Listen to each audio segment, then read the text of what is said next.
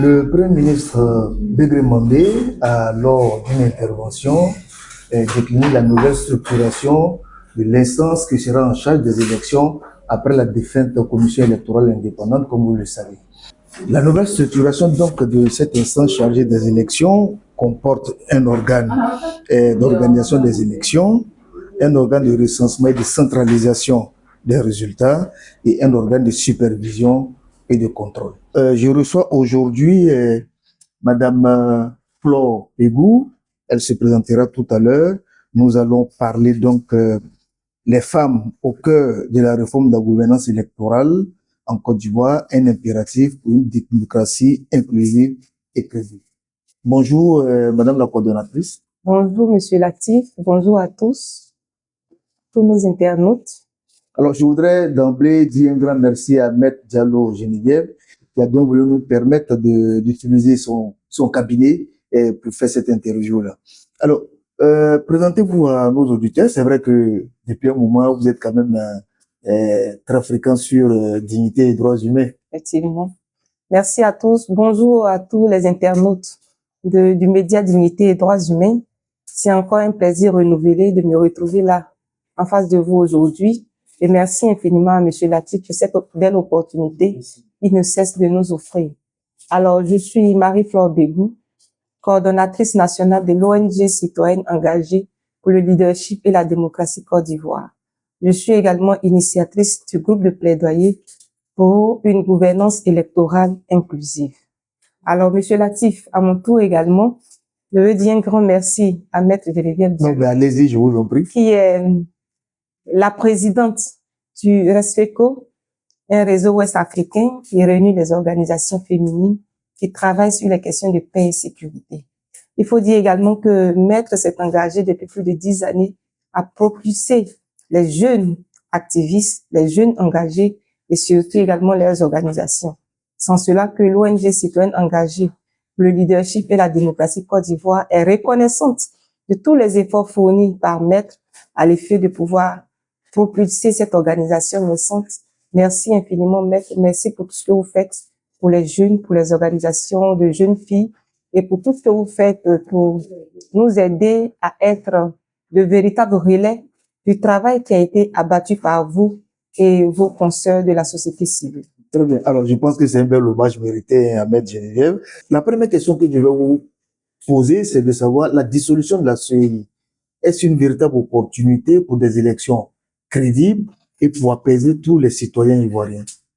Je dirais que cette nouvelle réforme qui est proposée est une très belle opportunité pour nous en tant qu'activistes et surtout défenseurs des droits de la femme. Et pour nous, elle ne produira que des résultats si effectivement toutes les sensibilités sont au cœur de cet arsenal. Donc c'est là notre espoir et nous espérons que effectivement les femmes pour lesquelles nous nous sommes engagés feront partie effectivement de cette nouvelle restructuration.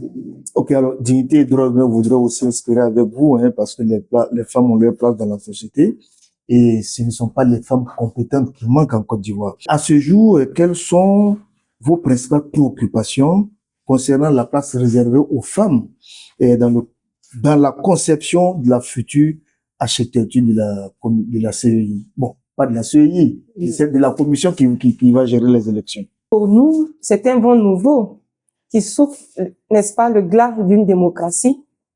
Mais aujourd'hui, notre plaidoyer se justifie par les craintes que nous nourrissons depuis peu.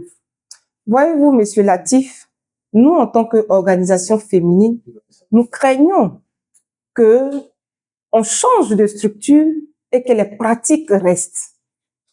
Nous craignons, par exemple, que les femmes continuent d'être sous-représentées dans les instances de prise de décision. Voyez-vous la CEI qui vient d'être dissoute?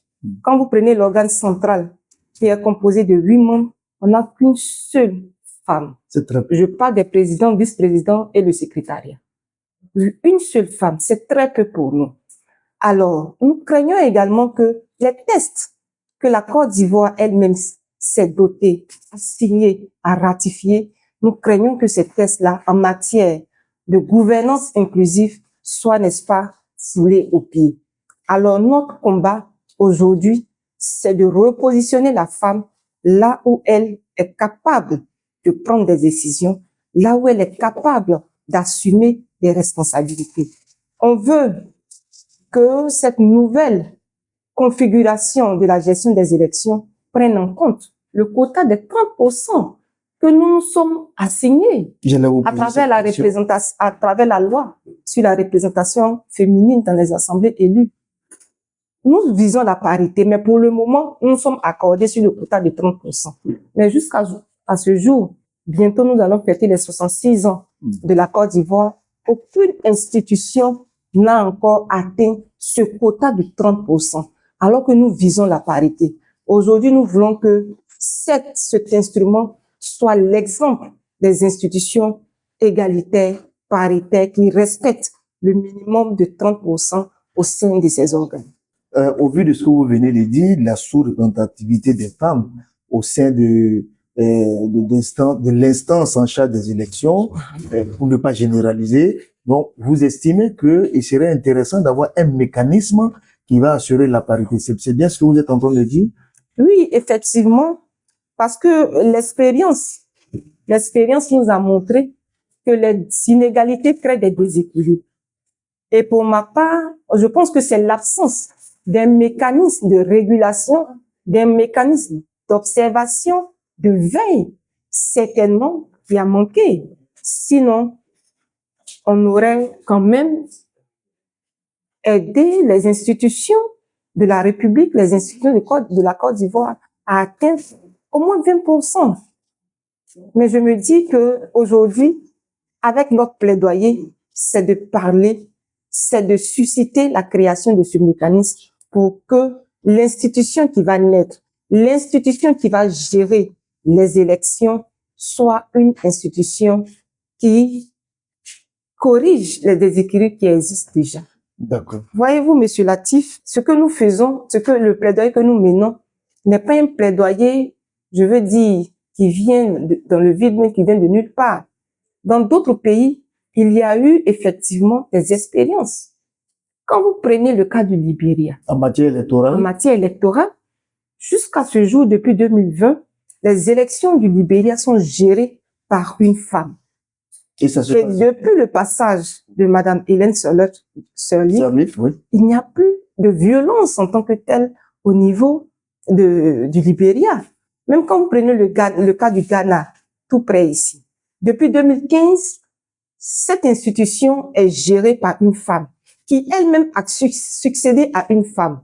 Aujourd'hui, le Ghana est cité comme un exemple de démocratie. Je pense qu'avec les femmes, on aura effectivement la paix et la démocratie que nous souhaitons. Même au-delà, les femmes sont quand même une majorité démographique. Et quand vous prenez même le corps électoral, les femmes représentent 48,3% de la population électorale. Pratiquement la moitié. Quoi de plus normal que de faire participer cette importante frange-là dans la prise de décision. Pour nous, intégrer les femmes, impliquer les femmes là où il faut, c'est de créer la paix et c'est de créer également la justice sociale parce que les femmes doivent également dire leur mot dans la décision de ce qui les concerne. Très bien. Alors, c'est vraiment très bien dit. Hein. Mais dites-moi concrètement, sur le terrain, les organisations féminines, quelles sont les actions que vous avez déjà posées pour amener le gouvernement dans ce sens-là? Merci beaucoup. Il faut dire déjà que depuis le 23 juin 2026, quand nous avons entendu ce qui a été après la réunion qui a été tenue par le Premier ministre, nous avons pris notre bâton de pèlerin en tant qu'organisation féminine. Nous avons pris notre responsabilité pour commencer à sonner, en tout cas, le glas. Pour dire que aujourd'hui, voici une opportunité qui est offerte à tout le monde, que ce soit aux décideurs, que ce soit aux femmes, voici une opportunité. Donc, depuis le 23 juin, nous sommes engagés dans un plaidoyer pour une gouvernance électorale inclusive. Et nous plaidons pour que les autorités puisse effectivement traduire les lois en réalité dans les tests, dans les politiques qui vont gouverner cette nouvelle institution. Dans les nominations également, il faille que les femmes soient représentées. Nous avons appris que l'institution qui va, comme vous venez de le dire, aura 3 démembrements. Pourquoi pas ne pas confier un seul démembrement à une femme? Et même dans les directions, pourquoi ne pas veiller à ce que la parité ou même le quota, ne serait-ce que de 30%, soit représenté? Également au niveau local, parce que il y aura des démembrements au niveau local, il faille quand même que les femmes dans les affectations soient bien représentées. Nous avons 31 régions, il faudrait pas qu'on se retrouve avec 30 commissaires régionaux, par exemple, hein, je le dis tout bêtement, 30 commissaires régionaux, et puis on se retrouve à une seule femme. Ça, on l'a déjà vu au niveau du conseil régional. Donc aujourd'hui, nous avons pris notre bâton de pèlerin, nous avons commencé notre marche, nous continuons notre marche, et c'est en cela que nous voulons dire merci encore aux médias, dignité et droits humains, qui nous donnent l'opportunité d'amplifier notre voix, d'amplifier notre plaidoyer pour qu'il soit attendu par les autorités au plus haut niveau de notre pays. Nous espérons.